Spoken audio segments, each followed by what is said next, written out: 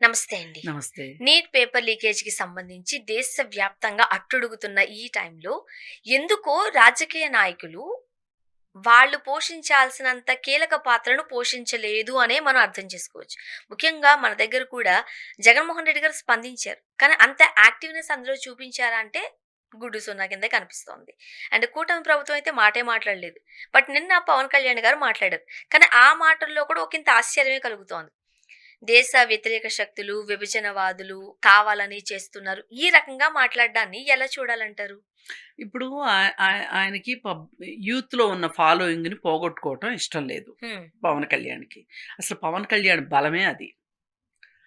కాపు నాయకులు ఎంతుంటారండి ఆయనకి. ఆయన సినిమా చూసి డాన్స్‌లేసుకునే అభిమానులే ఎక్కువ అభిమానం అవును. ఉన్నది. ఎందుకు పిఠాపురం వారి తాలూకా అంటూ అందరూ ఎక్కడ పడితే అక్కడ రాయించుకొని తిరిగిన సందర్భాలు చూడలేదా మనం? అదే గదా!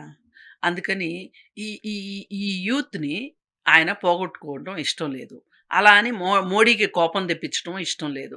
అందుకని చాలా చాలా తెలివిగా మాట్లాడుతున్నాను అనుకోని నాకు మాటలు గూడా సరిగ్గా రావట్లేదు. ఎవరో అంటున్నారు గోడ మీద పిల్లి వ్యవహార గోడ శైలిలో మీద పిల్లి గూడా ఇంకా బాగానే చేస్తది. గోడ మీద పిల్లి గూడా ఇంకింతకంటే బానే చేస్తది. వైర్ మీద నడిచే పిట్టలాగా మాటలున్నాయి తప్పితే ఆయనయి తడబడతా ఏ మాత్రం సమర్థనీయంగా లేవు. దేశ వ్యతిరేక నినాదాలు ఎవరు ఇవ్వటానికి వీల్లేదు. ఈ ఉద్యమాన్ని వేరే వాళ్ళు హైజాక్ చేస్తున్నారు. అలాగే ఇవాళ అసలు ఒక న్యూస్ పేపర్‌లో ఒకతనితోటి ఆర్టికల్ కూడా రాయించారు వీళ్ళు.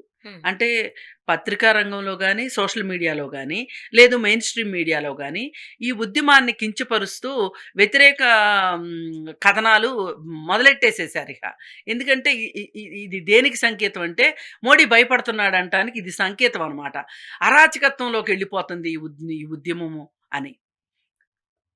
మాట్లాడారు. మ అయితే ఈ పవన్ కళ్యాణ్ మాటలు గూడా అంతకంటే తక్కువగా ఏమీ లేవు.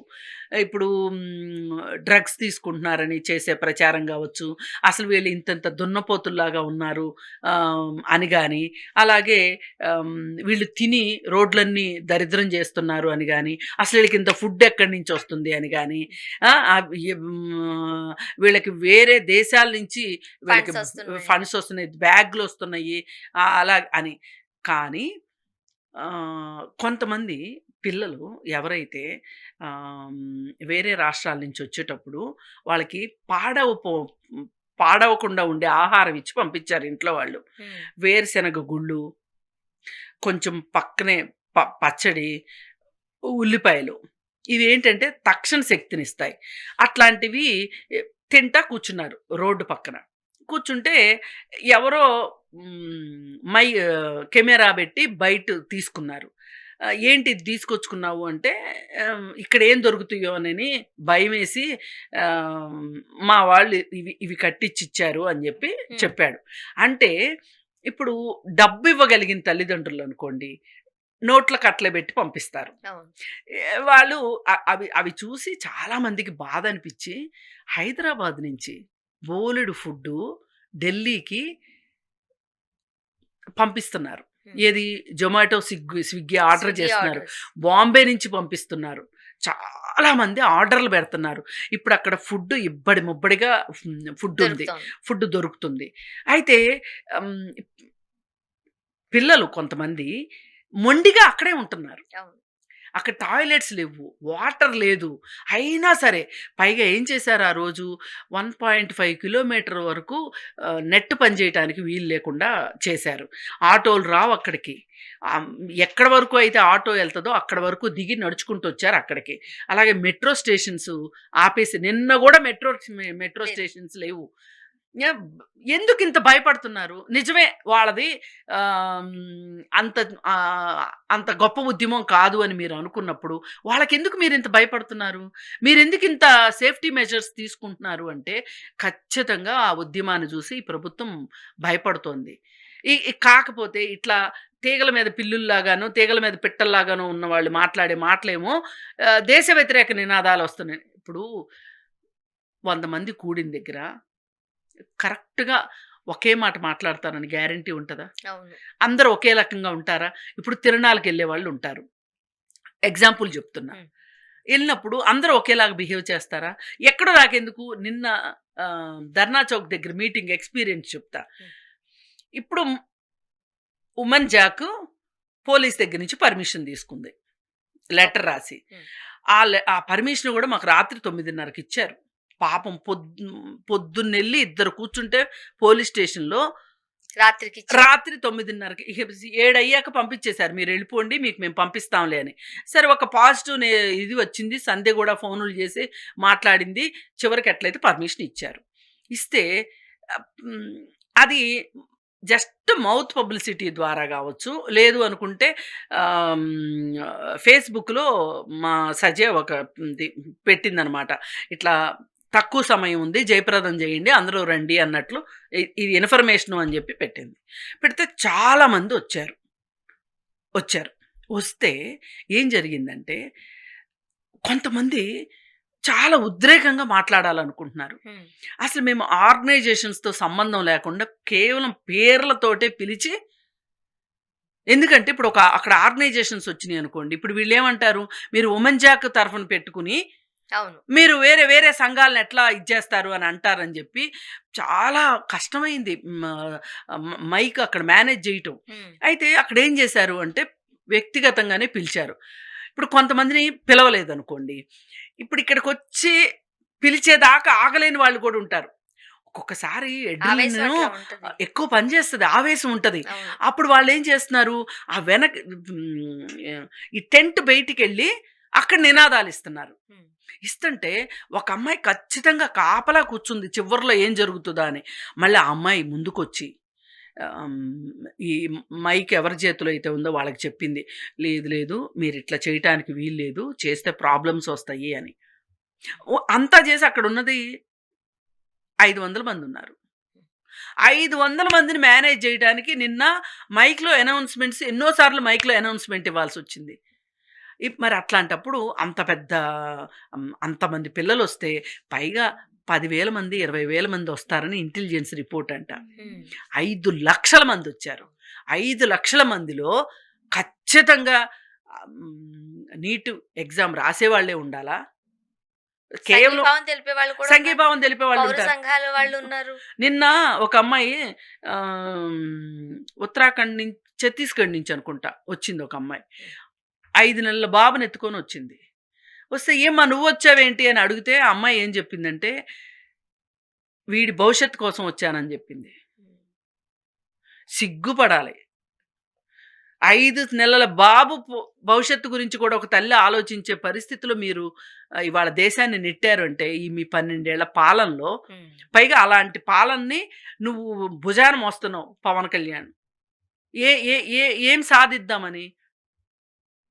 ఇది ఖచ్చితంగా, ఖచ్చితంగా ఇవాళ మోడీ గవర్నమెంట్ ఉండటానికి కారణం నా దృష్టిలో ఎన్‌డీఏ కూటమిలో చంద్రబాబు నాయుడిని చేర్చటమే. ఇప్పుడు కూటమిలో ఉన్నారు కాబట్టి చంద్రబాబు నాయుడు గారు మాట్లాడలేదంటే అనుకుందాం. హ్మ్. జగన్మోహన్ రెడ్డి గారు స్పందించలేదని నేనన్ను.